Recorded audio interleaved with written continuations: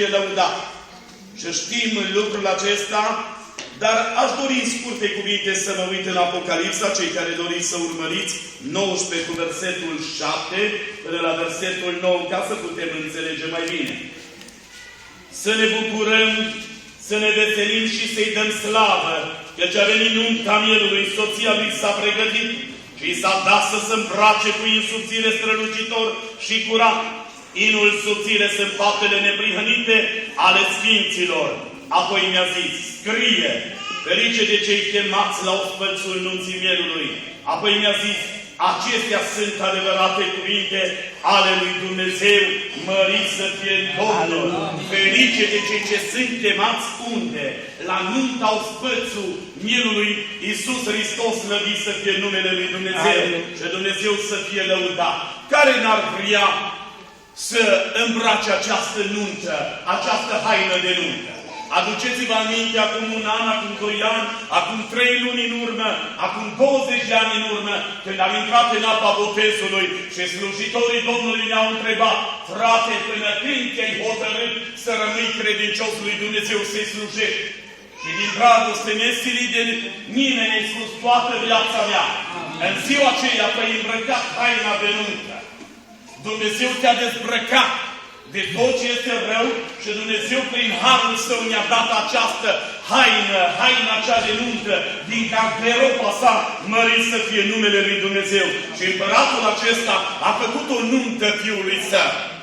Mărit să fie numele lui Dumnezeu. Aleluia. Eu în dimineața aceasta predic pentru biserica din Cremona. Aleluia! Nunta, haina cea de nuntă, mărit să fie numele lui Dumnezeu. De ce? Uitați-vă dumneavoastră, iubită biserică, fără haină nu poți trăi în prezența lui Dumnezeu. Fără haină nu poți sta în prezența divinității lui Iisus Hristos. Mărit să fie numele lui Dumnezeu. Pentru că spune cuvântul lui Dumnezeu atât de minunat și mă uit în cuvântul lui Dumnezeu, haina înseamnă autoritate. Haina înseamnă putere. Și fără această putere, fără această autoritate a lui Dumnezeu, haina cea de nuntă, nu poți sta în prezența lui Dumnezeu. În prezența lui Dumnezeu nu poți sta dezbrăcat. Tu, cel care ai făgăduit în apa botezului, tu, cel care ai ridicat mâna și ai spus, toată viața mea vreau să-i slujesc lui Dumnezeu.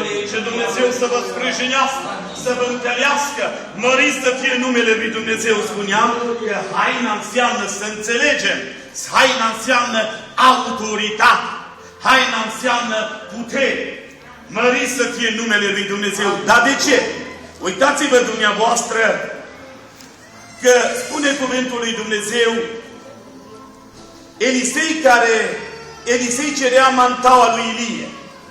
Vă aduceți aminte în 2 Împărați? Cei care aveți Sfintele Scripturi, haideți să deschidem 2 Împărați și Dumnezeu să ne lumineze pe toți. De la versetul 8 la versetul 14 doresc cu ajutorul lui Dumnezeu să dau citire la cuvântul lui Dumnezeu. Și spune, atunci Ilie și-a luat mantaua și a făcut o sul. Și a lovit cu ea apele care s-au despărțit într-o parte și în alta. Și au trecut amândoi pe uscat. După ce a trecut, Ilie a zis lui Elisei, cere ce vrei să-ți fac, înainte ca să fiu răpit de la tine. Elisei a răspuns, te rog să vină peste mine o îndoită măsură din Duhul tău.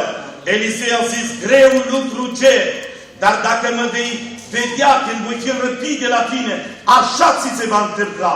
Dacă nu ți se va întâmpla așa, pe când mergeau ei vorbind, iată că un car de foc și niște cai de foc i-au despărțit pe unul de altul și Ilie s-a înălțat la cer într-un vârtej de vânt.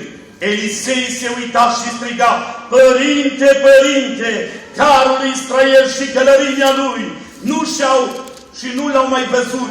Apucându-și hainele, le-a sfâșiat în 2 bucăți. Și a ridicat mantaua căruia îi dăduse drumul Ilie, apoi s-a întors și s-a oprit pe malul Iordanului. A luat mantaua căruia îi dăduse Ilie drumul și a lovit apele cu ea. Și a zis, unde este acum Domnul Dumnezeului Ilie? Și a lovit apele care s-au despărțit într-o parte și în alta. Și Elisei a trecut. Amin. Uitați-vă dumneavoastră ceea ce a cerut omului Dumnezeu. Și îi spune omului Dumnezeu Ilie, greu lucru cer, dar când vei vedea că mă voi ridica de la tine, cere orice vei vrea și îți voi da. Mărit să fie numele lui Dumnezeu. Și-a dat drumul la mantaua. Mantaua, haina, reprezintă autoritate, puterea lui Dumnezeu. Și uitați-vă, cu această haină, cu această manta, a despicat apele în două, apele Iordanului. Mărit să fie numele lui Dumnezeu. Avem nevoie de această autoritate. Avem nevoie de această putere. Avem nevoie de această haină fără de care nu vom putea sta în prezența lui Dumnezeu. Iubită biserică, în prezența lui Dumnezeu nu poți sta dezbrăcat. Măriți să fie numele lui Dumnezeu. Un alt aspect, cei care doriți să urmăriți, haideți să mergem în Evanghelia după Luca 8:26, să vedem ce spune cuvântul lui Dumnezeu, versetul 26 și 27. Vindecarea unui îndrăcit. Au venit cu corabia în ținutul Gergesenilor, care este în dreptul Galilei. Când a ieșit Iisus la țărm, l-a întâmpinat un om din cetate, stăpânit de mai mulți draci. De multe vreme nu se îmbrăca în haină și nu-și avea locuința într-o casă, ci în morminte. Când a văzut pe Iisus, a scos un strigăt ascuțit, a căzut jos înainte și a zis cu glas tare, ce am eu a face cu tine, Iisuse, Fiul Dumnezeului Celui Preanalt? Te rog să nu mă chinuiești. Uitați-vă versetul 27. Căci când a ieșit Iisus la țărm, l-a întâmpinat un om din cetate stăpânit de mai mulți dragi. De multe vreme nu se îmbrăca în haină. El era dezbrăcat. Păcatul te dezbracă. Păcatul te lasă gol.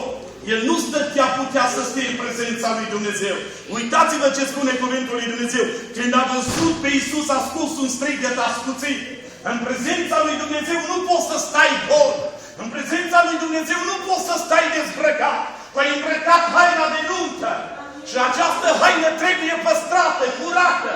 Că spune cuvântul lui Dumnezeu, nimic spurcat și închinat nu va intra în Împărăția lui Dumnezeu. Măriți să fie numele lui Dumnezeu. Și spuneam de multe ori, uitați-vă dumneavoastră, ne place de multe ori să ne îmbrăcăm la costum, nu? Îmbraci un costum alb frumos, să vede cea mai mică pată. Și uitați-vă, îndrăcitul acesta era dezbrăcat. Și a strigat cu glas tare să nu-l chinuiască. Deci el n-avea haina. El nu putea sta drept în prezența lui Dumnezeu. În prezența lui Dumnezeu nu poți sta dezbrăcat. Măriți să fie numele lui Dumnezeu.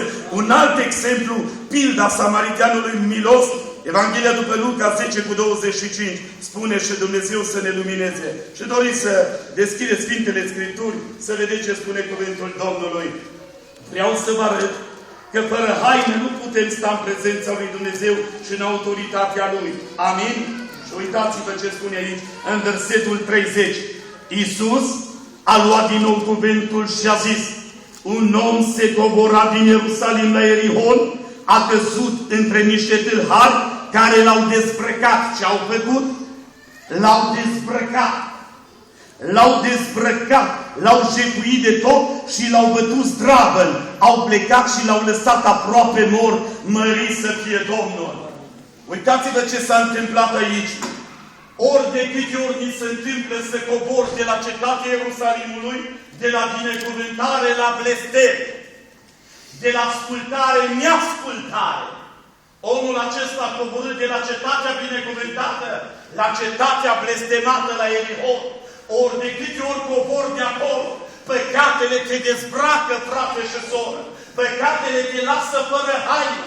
Păcatele te lasă dezbrăcat. Când mergi și săvârșești un păcat, te dezbracă păcatul, te dezbracă zi de zi.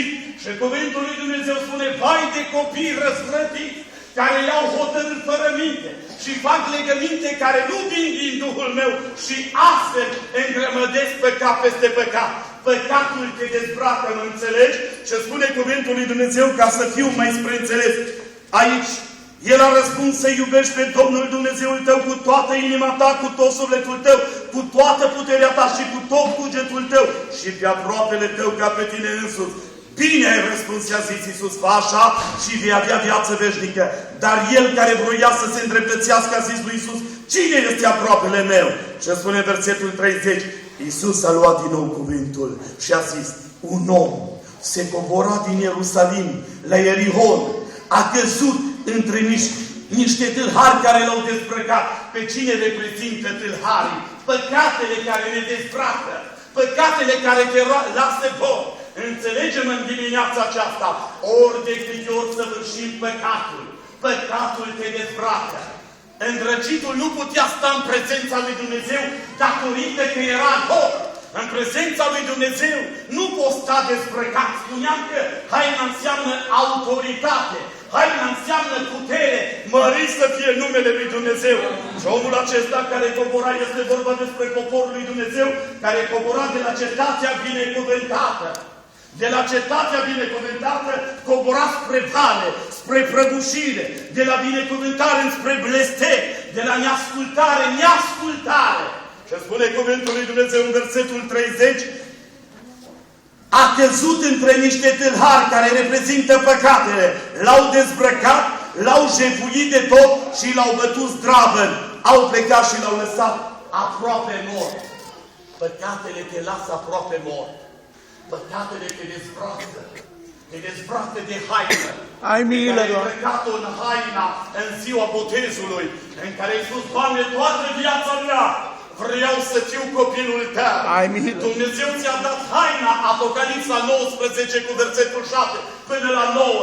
Haine albe reprezintă faptele neprihăniților, inul subțire, slăvit să fie numele lui Dumnezeu.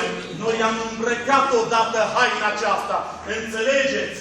Iubită Biserica Domnului Iisus Hristos, Aleluia! Fiecăruia dintre noi, fie frate, fie soră, în apa botezului am îmbrăcat haina cea de nuntă, haina albă. Și ne-am făcut poze cu rudele noastre și atât de mult ne-am bucurat în prezența lui Dumnezeu. Dar ni se întâmplă când trecem prin pustie Egiptului, noi suntem străini și călători pe acest pământ. Păcatele de multe ori ne dezbracă, înțelegeți dumneavoastră. Când spui că nu te vede comitetul bisericii, nu te vede păstorul, te vede Dumnezeu. Păcatele ne dezbracă. Doamne, ai milă de noi. Și, Doamne, luminează-ne să putem înțelege voia Ta. Apoi, cu ajutorul lui Dumnezeu, mă uit în cuvântul Domnului. Ce auzi ce spune cuvântul lui Dumnezeu aici. Și vreau să vă arăt un alt exemplu. Timpul este așa cum este pilda fiului risipitor. Evanghelia după Luca 15 cu versetul 11, cei care doriți să deschideți cuvântul lui Dumnezeu. Și auziți ce spune cuvântul Domnului. El a mai zis, un om avea doi fii, cel mai tânăr din ei a zis tatălui său, Tată, dă-mi partea de avere ce mi se cuvine. Și tatăl i-a împărțit averea. Nu după multe zile, fiul cel mai tânăr a strâns totul și a plecat într-o țară depărtată, unde și-a risipit averea ducând o viață destrăbălată. După ce a cheltuit totul, a venit o mare foamete în țara aceea și el a început să ducă lipsă. Atunci s-a dus și s-a lipit de unul din locuitorii țării aceluia, care l-a trimis pe ogoarele lui să-i păzească porcii.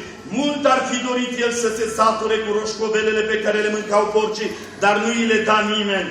Și a venit în fire și a zis, câți argați ai tatălui meu au belșug de pâine, iar eu mor de foame aici. Mă voi scula, mă voi duce la tatăl meu și voi zice, Tată, am păcătuit împotriva cerului și împotriva ta și nu mai sunt vrednic să mă chem fiul tău, fă-mă ca pe unul din argații tăi. Mărit să fie Domnul și binecuvântat să fie Dumnezeul nostru. Spuneam, uitați-vă dumneavoastră, fiul cel mai tânăr se duce la tatăl și spune, Tată, dă-mi averea mea. El s-a dus departe de fața tatălui și își spune cuvântul lui Dumnezeu că a dus o viață destrăbălată și a cheltuit toată puterea financiară și a rămas gol. Uitați-vă, spuneam de multe ori, cuvântul lui Dumnezeu ne arată că el i-a plăcut viața. Aleluia! I-a plăcut distracția. Și spune cuvântul Domnului, după ce a cheltuit totul, a venit o foamete mare în țara aceea. Și el a început să ducă lipsă. Atunci s-a dus și s-a lipit de unul din locuitorii țării aceia și l-a trimis pe ogoare lui să-i păzească pe orice. Mult ar fi dorit el, spune cuvântul lui Dumnezeu, să se sature cu roșcovelele pe care le mâncau porcii, dar nu îi le da nimeni. Că nu mai stai la îndemâna lui Dumnezeu, că te îndepărtezi de staul lui Dumnezeu, când spui că n-ai nevoie de celelalte mădulari, când vrei să trăiești o viață independentă și te crezi că tu le știi pe toate și pleci departe de fața Tatălui, ești din staul, Dumnezeu vrea să rămânem acolo, în preajma Lui, sub mâna puternică a celui preanalt. Și fiul acesta, tânărul, fiul risipitor, s-a îndepărtat de Tatăl. Și atunci când te cheamă Tatăl, noi nu mai putem asculta vocea lui Dumnezeu. Și cuvântul lui Dumnezeu spune că mulți și-ar fi dorit el să se sature cu roșcovelele pe care le mâncau porcii, dar nu îi le da nimeni. Mărit să fie numele lui Dumnezeu. Și vreau să punctez 3 puncte. Uitați-vă dumneavoastră, pe când era încă de departe, spune cuvântul lui Dumnezeu, și s-a sculat, a plecat la tatăl său, când era încă departe, tatăl său l-a văzut și s-a făcut milă de el. Alergat, i-a căzut pe grumazul lui și l-a sărutat mult. Fiul i-a zis: Tată, am păcătuit împotriva cerului și împotriva ta și nu mai sunt vrednic să mă chem fiul tău. Mărit să fie Domnul. Poate te-ai îndepărtat de stau, poate de multe ori ai ieșit din turma Domnului Iisus Hristos și ți-ai văzut de drum și ai ajuns să nu mai știi glasul lui Dumnezeu. N-ai mai stat sub mâna puternică a celui preanalt. Te-ai îndepărtat. Ai risipit totul. Păcatele te-au lăsat aproape gol. Și ai rămas acolo undeva. Dumnezeu în dimineața aceasta vrea să ridice. Dumnezeu Aleluia! vrea să transforme. Dumnezeu în dimineața aceasta vrea să pună balsam de mângâiere. Dumnezeu să ridice inimile împovărate, inimile dezmănăjuite. Poate nu mai ai speranță. Spune cuvântul lui Dumnezeu, pe când îl privea Tatăl că venea. Uitați-vă dumneavoastră și Dumnezeu vrea să vină înaintea Domnului să spui: Tată, am păcătuit împotriva ta și împotriva cerului. Iartă-mă! Credeți că Dumnezeu are putere să ne ierte? Să vă să fie numele lui Dumnezeu. Credeți că Dumnezeu are putere să atingă inimile noastre prin prezența Lui? Împodobească gloria pe El. Și uitați-vă, dar Tatăl a zis robilor săi când l-a văzut pe când era încă departe, dar Tatăl a zis robilor săi: aduceți repede haina cea mai bună. De ce haină? Haina reprezintă autoritate să reținem putere. Fără haine nu poți sta în prezența lui Dumnezeu.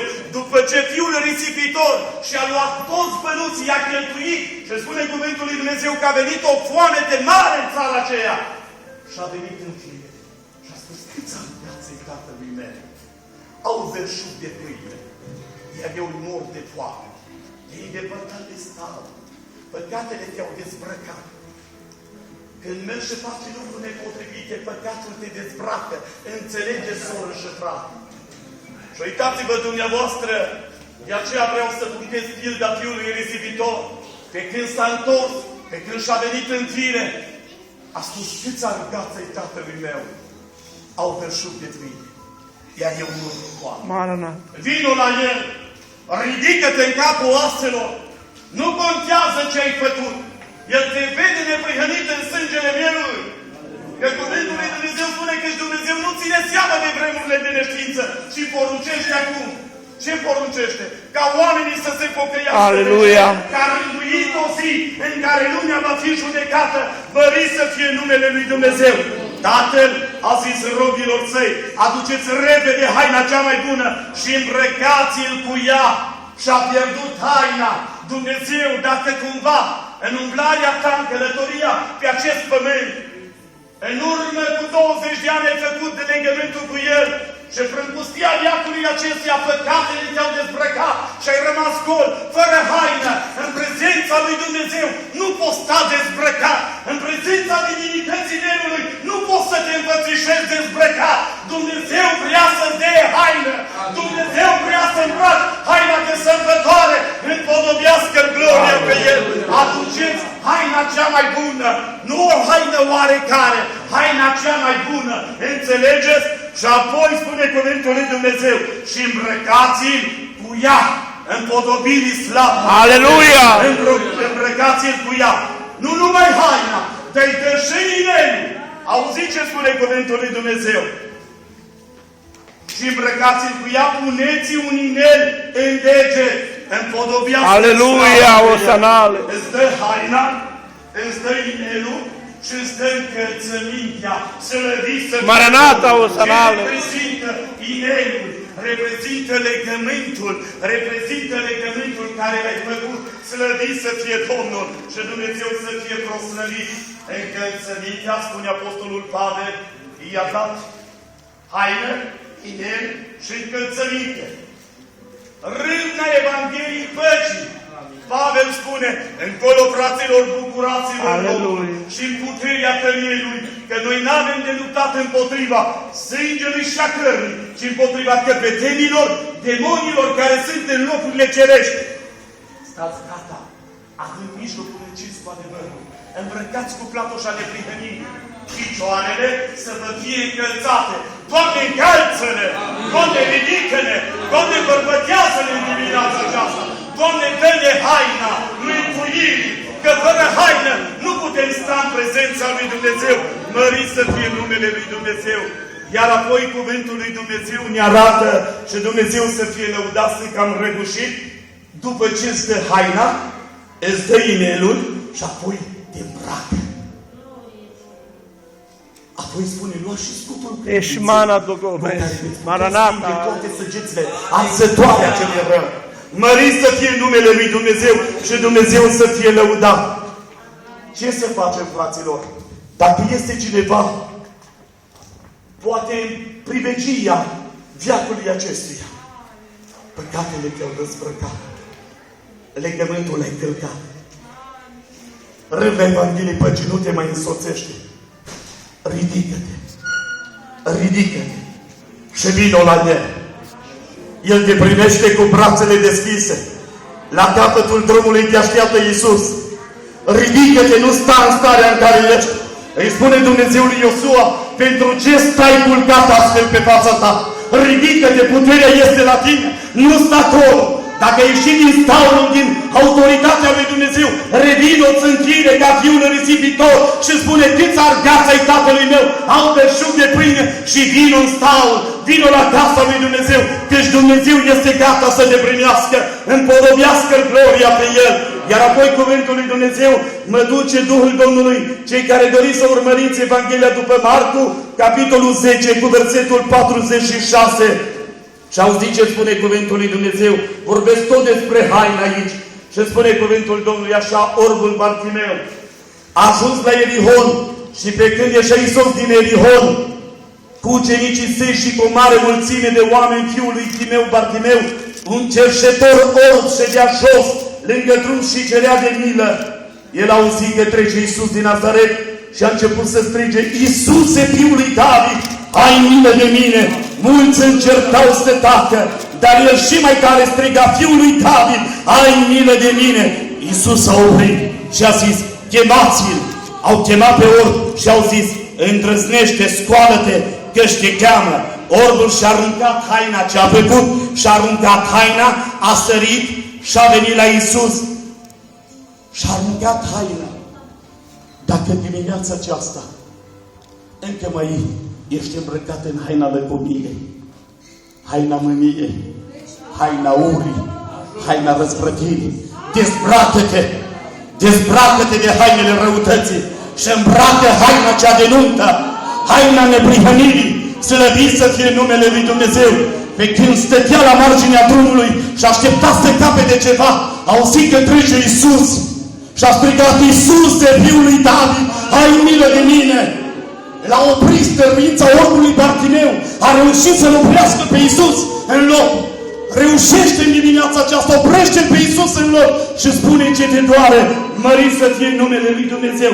Și spune cuvântul Domnului, orbul și-a aruncat haina, a sărit și a venit la Iisus. Iisus a luat cuvântul și a zis, ce vrei să-ți fac? Rabunii, i-a răspuns orbul, să-mi capăt vederea. Și Iisus i-a zis, du-te, credința ta te-a mântuit. Îndată orbul și-a căpătat vederea. Uitați-vă dumneavoastră, era la marginea drumului, nu era pe drum, dar când auzit că trece Iisus din Nazaret, a strigat și Domnul Iisus Hristos s-a oprit în loc.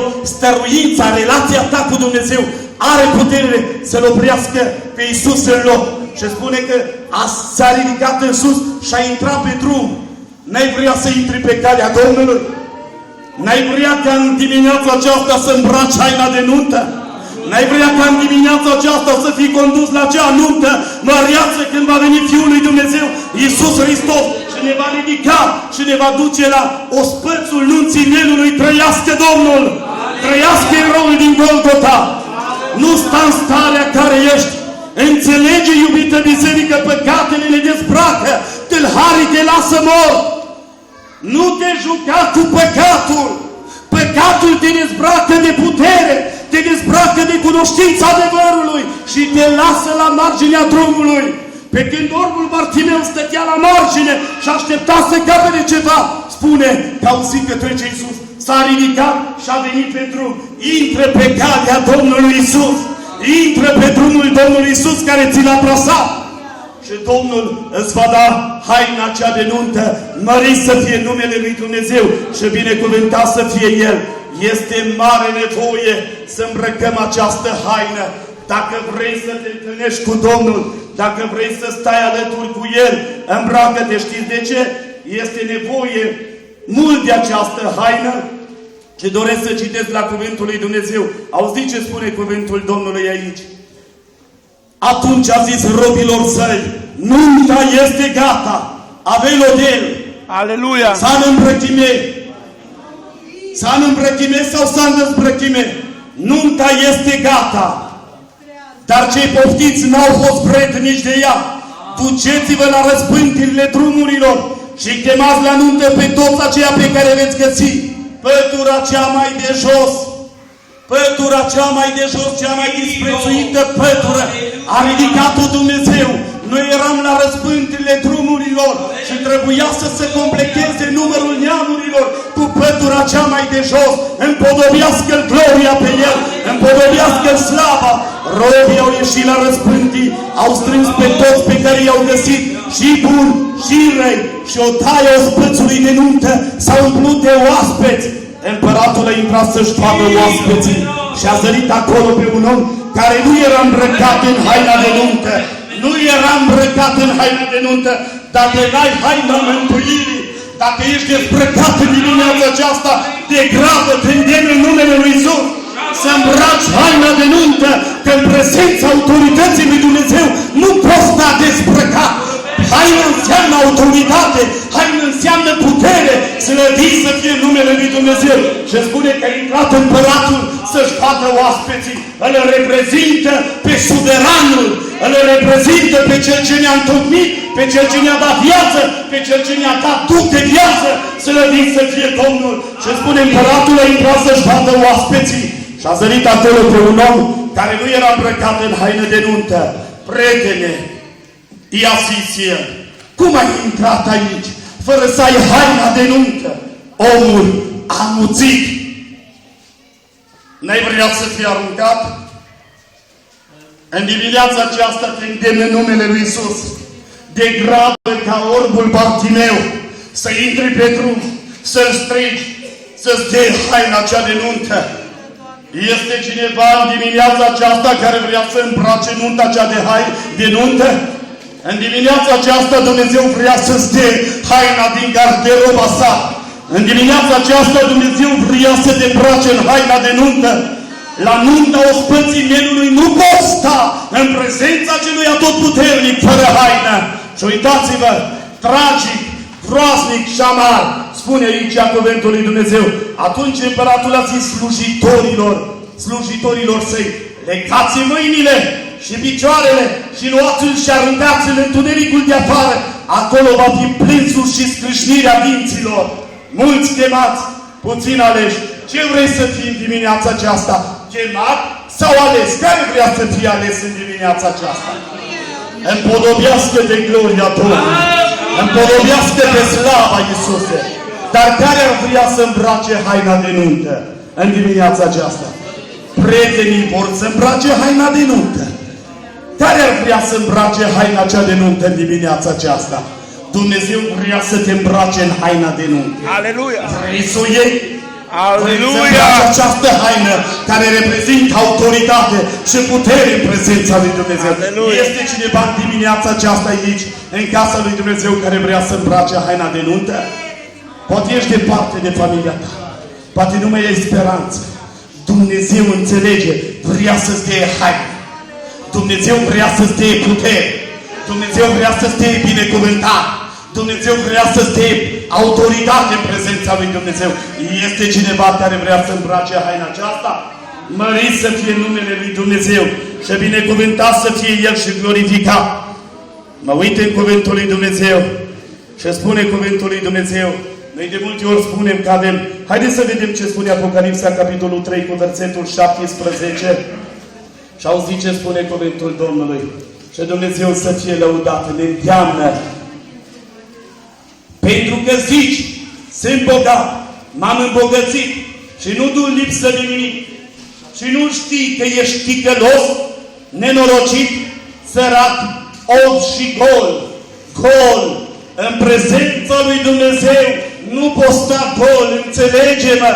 Dumnezeu în dimineața aceasta vrea să-ți dea haina de nuntă.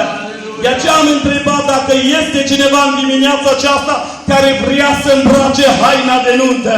Și spune cuvântul lui Dumnezeu: te sfătuiesc să cumperi de la mine aur curățit prin foc, ca să te îmbogățești. Și ce mai spune? Și haine albe, ca să te îmbraci cu ele și să nu ți se vadă rușinea goliciunii tale, și doctorie pentru ochi, ca să-ți ungi ochii și să vezi. Vrea să-ți dea haine, te sfătuiesc să cumperi. Vrea cineva să iei haina cea de nuntă?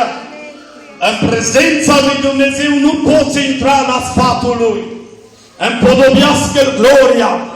Scurtă este vremea în care va veni mirele să-și ridice porumbița, să o ducă la cea nuntă. Aleluia! Că Domnul Iisus Hristos, știți că spune cuvântul lui Dumnezeu că s-a făcut o tăcere de aproape jumătate de oră. Serafimii, heruvimii, arhanghelii și îngerii s-au oprit din laudă. S-a ridicat omul de pe scaunul lui de domnie și vrea să vină să-și ia porumbița. Vrea să vină să-și ridice rodul suferinței. Dar numai cei care sunt îmbrăcați în haină pot să-L întâmpine pe mine. S-a făcut tăcere de jumătate de oră. Tot corul cerului a încetat. Herabimii, cei 4 categorii, au încetat din laudă. S-a ridicat Domnul și este aproape să vină. Nu poți fără haină. Iubiți prieteni, iubite surori, iubiți frați, poate te-ai îndepărtat de casa lui Dumnezeu, poate te-ai îndepărtat, poate ți-ai risipit averea, poate ai trăit în destrăbălare, neascultare. Întoarce-te la El, vino la El, împrietenește-te cu Dumnezeu, ridică-te în capul oaselor și spune ca fiul risipitor: și-a venit în fire, nu contează ce ai făcut, vino la mărturisire și spune Domnului: Doamne, mă recunosc că am păcătuit împotriva Ta. Iartă-mă, Doamne, sfințește-mă, Doamne, curățește-mă. Crezi că are putere să te ierte? Credeți că are putere să vă ierte Dumnezeu? Slăvit să fie Domnul! Dar haina, câți oameni dintre noi? Ridicați mâna sus. Legământul cu Iisus, câți ați făcut? În dimineața aceasta nu vrea nimeni să îmbrace haina cea de nuntă. V-am arătat 4 exemple. Evanghelia după Luca, Evanghelia după Marta, Evanghelia după Matei. În prezența lui Dumnezeu nu poți sta fără haină. Îmbracă haină. Fără bani, fără plată. Aleluia! Nu-ți cere nici casa ta, nici mașina ta, nici banii tăi. El vrea să-ți dea haina de nuntă. El vrea să te îmbrace în ea. El vrea să poți sta în prezența divinității Lui. El vrea să profiți de bunătatea lui Dumnezeu, cum spune cuvântul Domnului Apostolul Pavel în Romanilor 2: nu vezi tu, omule, că bunătatea lui Dumnezeu te îndeamnă la pocăință, dar cu împietrirea inimii tale care nu vrea să se pocăiască, știi că îți faci mai mult rău? Vino și îmbracă această haină. Vino și stai de vorbă cu Dumnezeu, slăvit să fie numele lui Dumnezeu. Vă spune cuvântul lui Dumnezeu aici: iată, eu stau la ușă și bat. Dacă aude cineva glasul meu și îmi deschide ușa, voi intra la el, voi cina cu el și el cu mine. De multe ori, știi ce facem noi? Asta este ușa. Ușa inimii tale. Fiecare om are ușă la casă. Și când vine un prieten la tine, el nu merge și sare gardul. El vine respectuos și bate. Dacă vrei, deschizi. Și dacă vrei, nu-i deschizi. El bate la ușa inimii tale în dimineața aceasta. Nu te împotrivi și mai pui și zăvorul, și mai pui și lacăr, și mai pui și o rangă acolo, și nu-i dai voie să intre în casa ta. Deschide-ți ușa inimii și primește-L de bine în dimineața aceasta. Primește-L pe Dumnezeu, că El spune, iată, eu stau la ușă și bat. Dacă aude cineva glasul meu și îmi deschide, voi intra cu El și voi cina cu El. Slăvit să fie numele Lui Dumnezeu. Trage zăvorul de la inima ta. Ridică acele legături demonice și lasă-L să popoșească pe tronul inimii tale, să guverneze eroul din Golgota. Pentru că dacă pe tronul inimii tale domnește mândria, domnește lăcomia, domnește ura, Dumnezeu nu poate sta acolo. Dar când intră eroul din Golgota, care a intrat în Psalmul 24, când toți spuneau, cine este acest împărat? Domnul cel tare și puternic, porți, ridicați-vă capetele, ridică-ți zăvoarele de pe inima ta și lasă-L pe Iisus să guverneze. Este cineva care vrea să guverneze pe tronul inimilor voastre, Iisus? Ridicați o mână sus, este cineva? O, Doamne Dumnezeule! Să poposească Dumnezeu pe tronul inimii tale. Pentru că pentru El nu era loc de poposire în casa împăraților, ci pentru El era un loc de poposire în Iesle. În Iesle la Betleem. Primește-L în Ieslea inimii tale în dimineața aceasta. El vrea să-ți dea haina cea de nuntă. El vrea să te îmbrace în haina aceasta pe care ne-o va da Domnul în ziua aceea. Mărit să fie numele Lui Dumnezeu.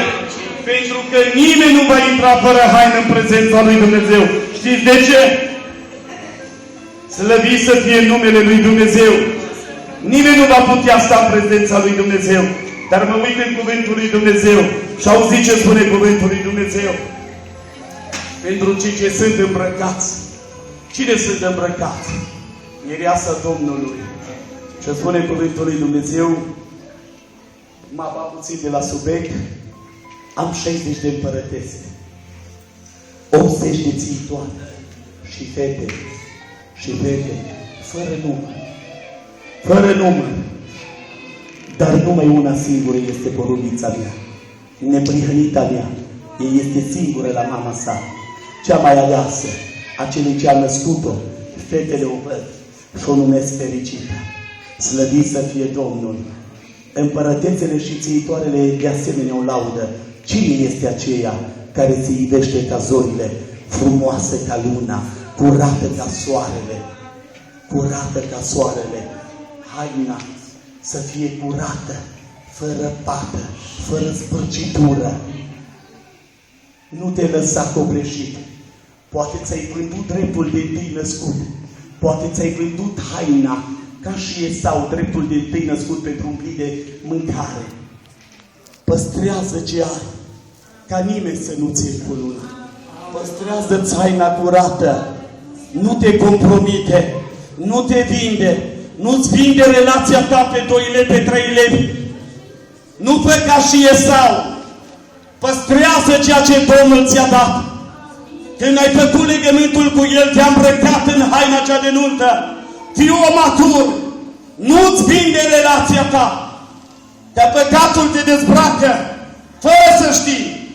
De aceea, spune cuvântul Lui Dumnezeu, fete fără număr, dar numai una. N-ai vrea să faci parte din porubița Domnului? N-ai vrea când va veni El să fii gata de nuntă? N-ai vrea să-L întâmpini când se va auzi strigarea aceea? Mărit să fie numele Lui Dumnezeu. Cine este aceea care se ivește ca zorile, frumoase ca luna, curată ca soarele, dar cumplită ca niște oști sub steagurile lor? O, Doamne, ai milă de noi! Deschide-mi, soro scumpă, porumbițo neprihănito, Mărit să fie Domnul! Vrea cineva în dimineața aceasta să facă parte din porumbița Domnului? Vrea cineva în dimineața aceasta să fie îmbrăcat în haina aceasta? Dumnezeu să vă îmbărbăteze, Dumnezeu să vă lumineze, Dumnezeu să copleșească inimile noastre cu bunătatea Lui. Mărit să fie numele Lui Dumnezeu!